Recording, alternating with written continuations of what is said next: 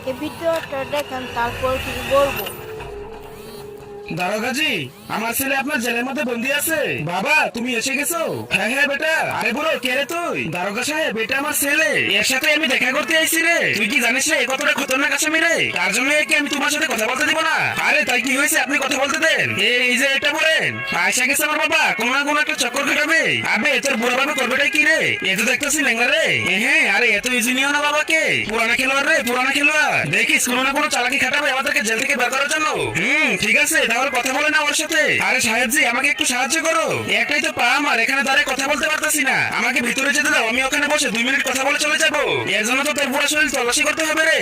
এই একে চেক করে দেখ, কোনো কিছু নিয়েছে নাকি রে।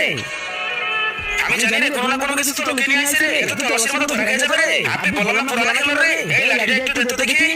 আরে বাবা, আমার পাটা ভেঙে ফেললো। আরে আরে বাবা, কি হয়েছে? আরে আরে সাহেবজি, আপনি এই লাঠি